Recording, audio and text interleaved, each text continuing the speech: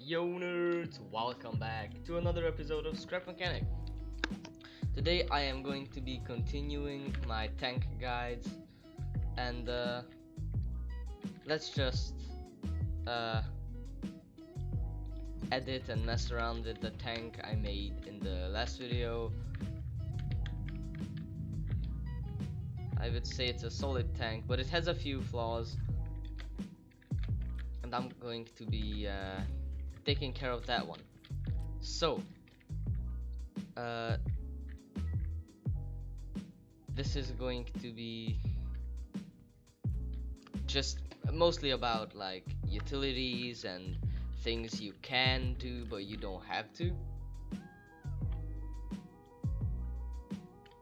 Um, well, anyways, so first we're going to be making a kneeling system. Well, what that does is just make your tank like tilt forwards a bit.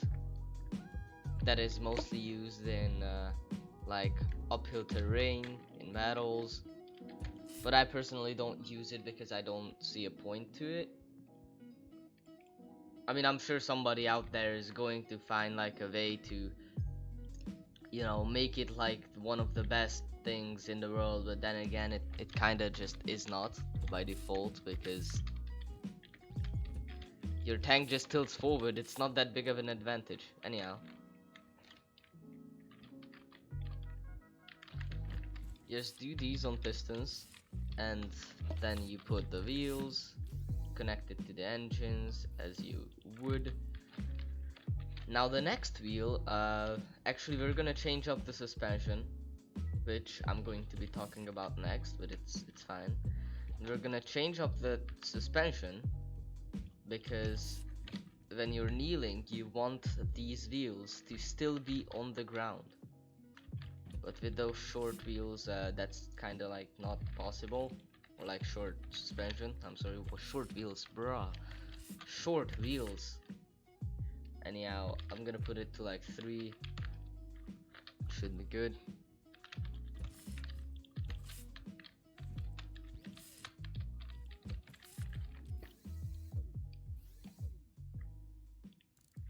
And that should be pretty much it.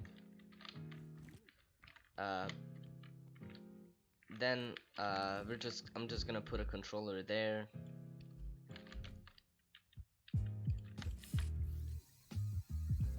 Which is going to control those.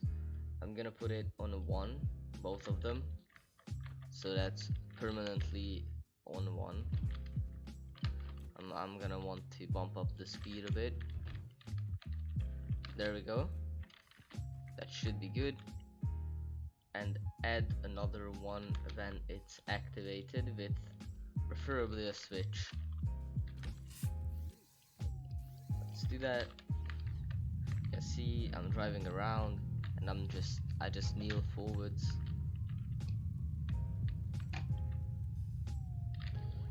What advantage does that give me? Well, not much. But hey, it's better than none. You can, what it's used for is drive up hills like this.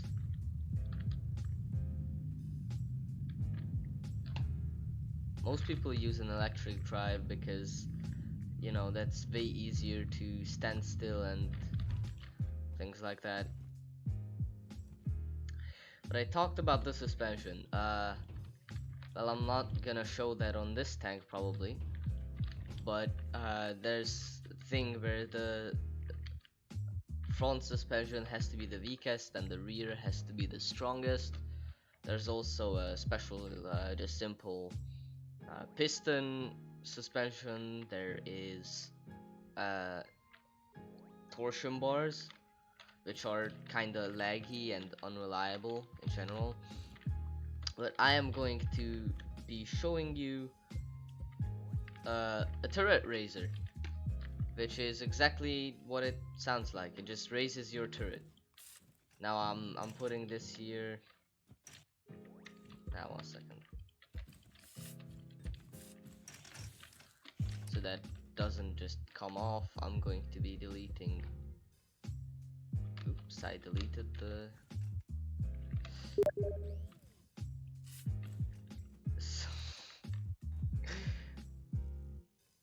Yeah, the what he said, yeah.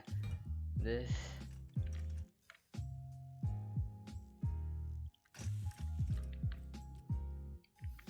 It's gonna be that. And then that.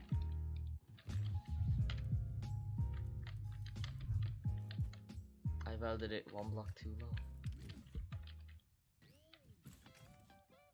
That is not good.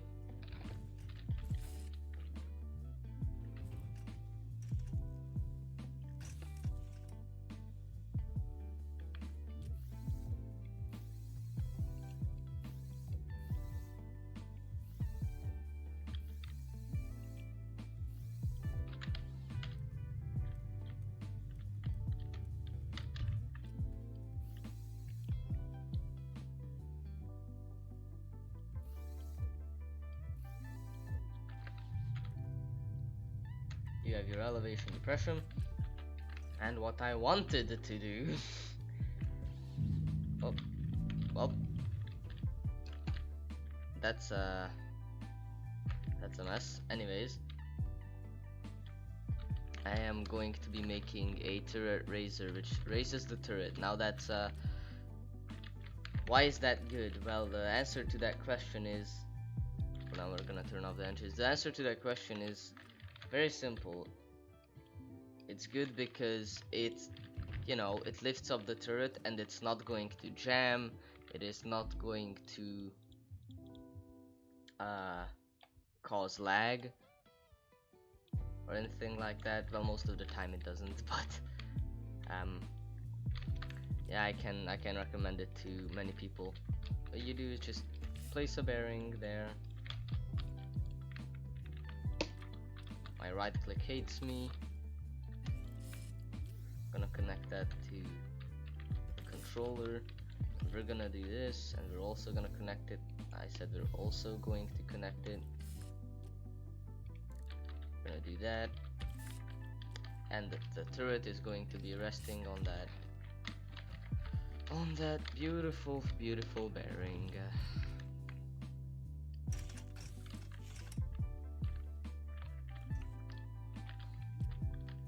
Okay, we're just going to raise that up like 7 degrees.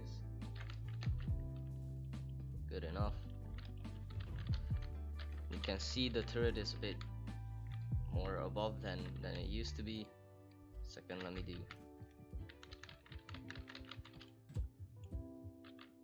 Because that looks good too, but there. Did I fuck that up? Anyways, don't mind that.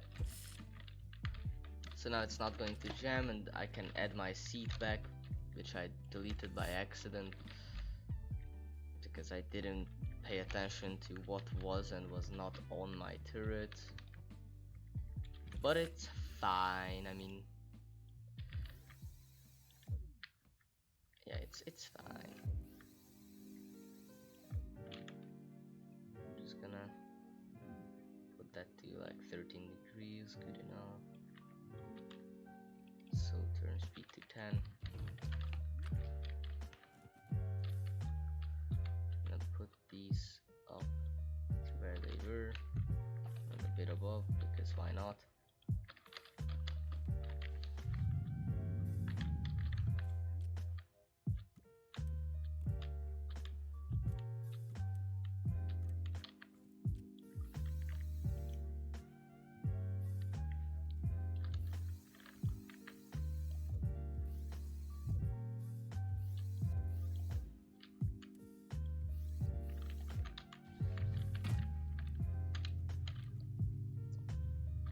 Alright, we got the controls in place.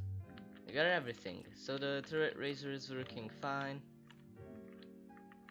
It's not gonna jam, mostly.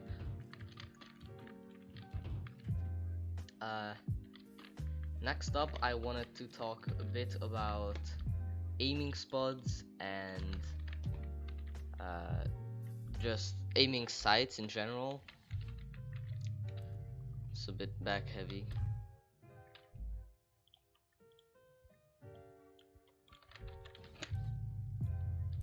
I'll just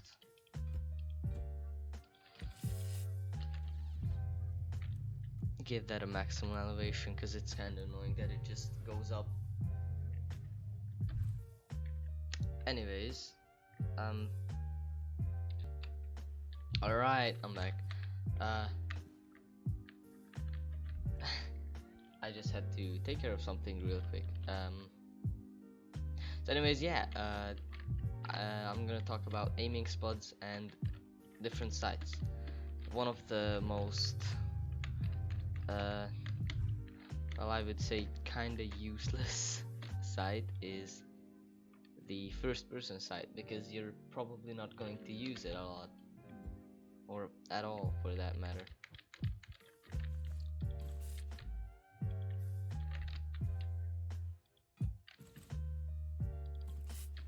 And I'm actually going to use glitch welding here, which is, don't worry, it's not a big deal, trust me. Okay, then add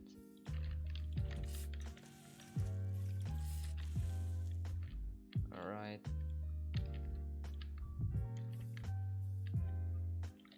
and add the wedge. There we go.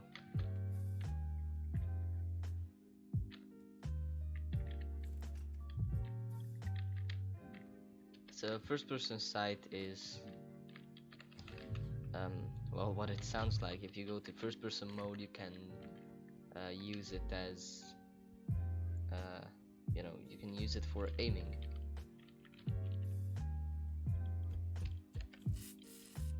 Just gonna use pistons. They're not gonna be connected to anything, they're just there, so they're, you know, the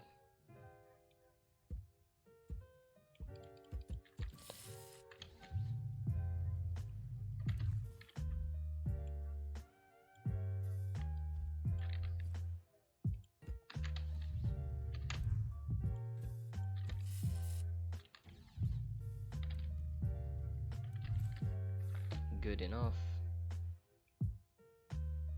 I'm also gonna add would this be good for, guess that's good there. Yeah, that's the first person sight. Then aiming spots, which is just a spot gun, which is you know, it's just basically a machine gun, and very average. It just helps you see like where your shells are going to be dropping.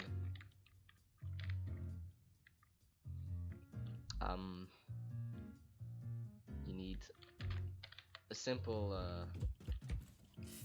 thing. You connect these 3 logic gates in this way. From connect left to right, and then the last one here you connect back to the first one.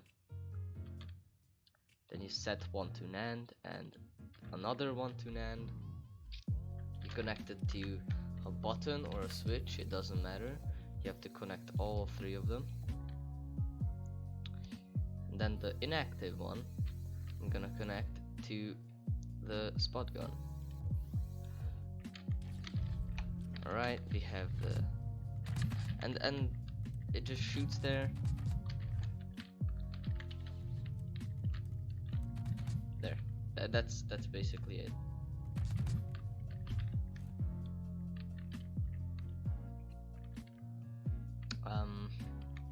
Next up is laser sights. These are actually kinda complicated in a lot of ways.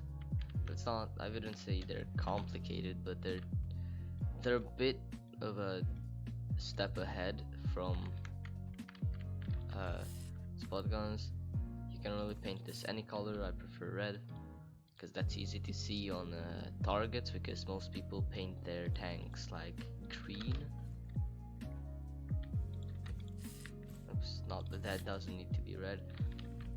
And I am going to have little thing here which shows just the light of the well, the light, and it's just okay, where the hell is the toilet paper? There we go. Like that, you put 3 of that, boom, you have just a red dot. You can do a lot of things with this. You can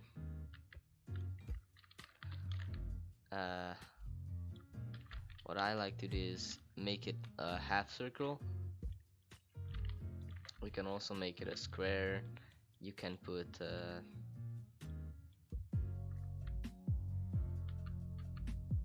one second, you can put things on it, I think. Oops.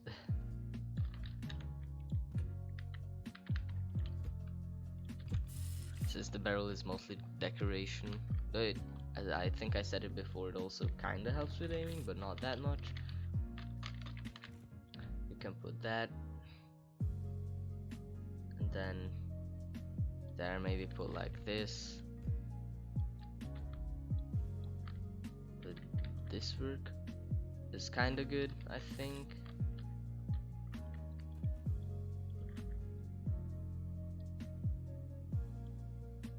But I would still go with one of these, and it doesn't actually help much. I didn't expect that to happen.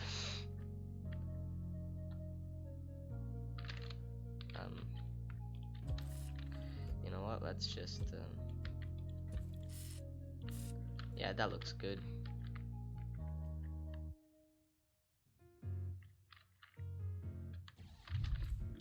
And you can also connect that to a switch. These bottom placements are really bad because if a canister explodes, well, there's a thing in the game where it bounces off of some armor piece and then explodes right above you. Basically, that's gonna take out your buttons, almost certainly. So it's good to do that.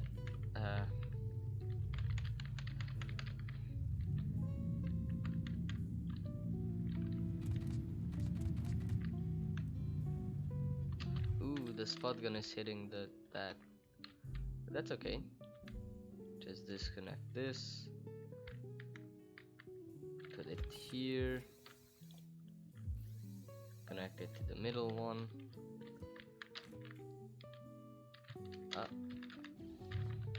And works like a charm.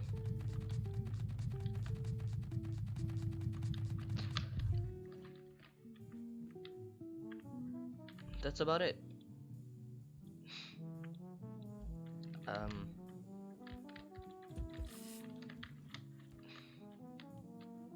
I guess there is not much more. There could also be variable power to the spot gun, but that's a bit more complicated, so I might be doing a video on that one later on. But I guess thanks for watching, and I'll see you guys in the next one. Bye bye.